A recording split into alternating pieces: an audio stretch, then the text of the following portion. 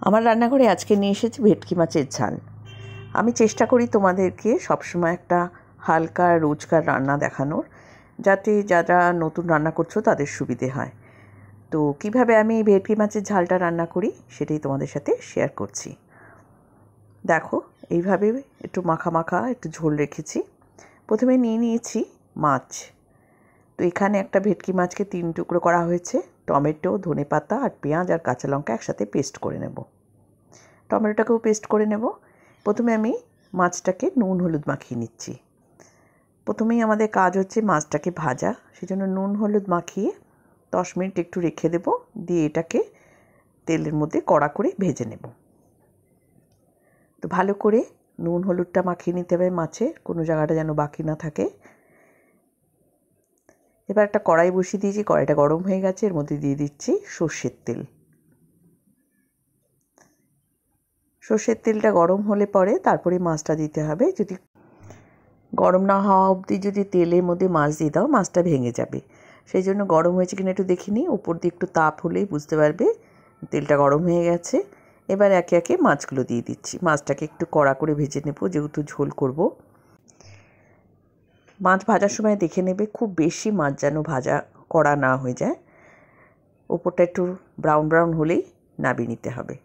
বেশি কড়া হয়ে গেলে মাছের টেস্ট কিন্তু থাকে না। তো মাছটা ভাজা হয়ে গেছে, এবার নামিয়ে নিচ্ছি।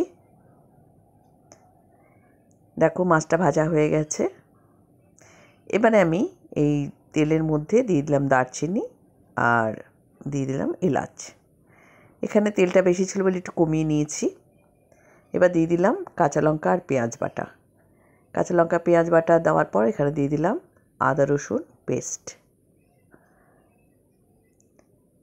এবার এটুকু খুব ভালো করে ভাজতে হবে যাতে কাঁচা গন্ধগুলো না থাকে।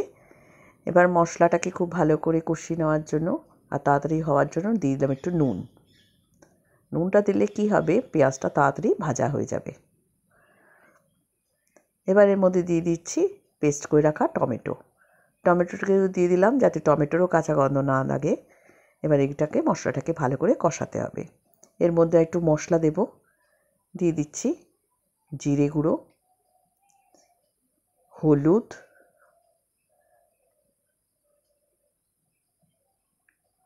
কাশ্মীরি লাল লঙ্কা, কাঁচা লঙ্কা ব্যবহার করেছি তাই কাশ্মীরি লাল লঙ্কা দিলাম রঙের জন্য, আর দিয়ে দিলাম ধনে গুঁড়ো। দিয়ে এবার মশলাটাকে এর মধ্যে ভালো করে মিশিয়ে কষাতে হবে। একদম সাইড দিয়ে যতক্ষণ না তেল বেরোবে ততক্ষণ কষাতে হবে। তেলটা যখন ছেড়ে দেয় মশলা থেকে তখনই বুঝবে মশলাটা কষানো হয়ে গেছে। একটু গরম মশলাও দিয়ে দিলাম এখানে, অল্প দিলাম, মাছটা কম আছে বলে। যেহেতু তেলটার মধ্যে এটাকে কষাচ্ছি, একটু কড়াইতে লেগে যাচ্ছে বলে অল্প একটু জল দিয়ে দিলাম। দিয়ে এবার এটাকে আর একটু কষিয়ে নিচ্ছি। মশলাটা দেখেই বুঝতে পারছো খুব ভালোভাবে কষানো হয়ে গেছে। খুব ভালো করে মশলা কষালে পরে রান্নাটা এমনি টেস্ট হয় খেতে। তো মশলাটাকে যতটা পারবে ভালো করে কষিয়ে নেবে। এবার এর মধ্যে আমি দিয়ে দিচ্ছি ধনেপাতা। কিছুটা ধনেপাতা রান্নার মধ্যে দেবো আর কিছুটা ধনেপাতা ওপর থেকে দেবো। এবার যতটুকুনি গ্রেভি রাখবো ততটুকুনি জল দিলাম। খুব বেশি ঝোল করব না, একদম মাখা মাখাও করব না, হালকা রাখবো। তো 1 কাপ জল দিলাম।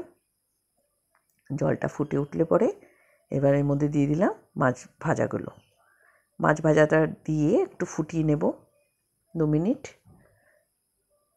2 মিনিট ফোটানোর পর তারপরে উপর দিয়ে একটু ধনেপাতা ছড়িয়ে দেব।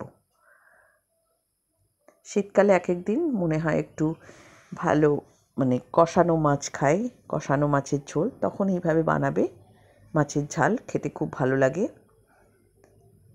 তো এবার ধনেপাতা দিয়ে দিলাম উপর দিয়ে এবার নামিয়ে নিচ্ছি। খুব সহজে এটা রান্না হয়ে যায়। এভাবে ভেটকি মাছ এনে রান্না করে দেখবে। যদি ভালো লাগে অতি অবশ্যই কমেন্ট বক্সে কমেন্ট করে জানাবে তোমাদের কেমন লাগলো। আর এটা ভাতের সাথে খেতে খুবই ভালো লাগে।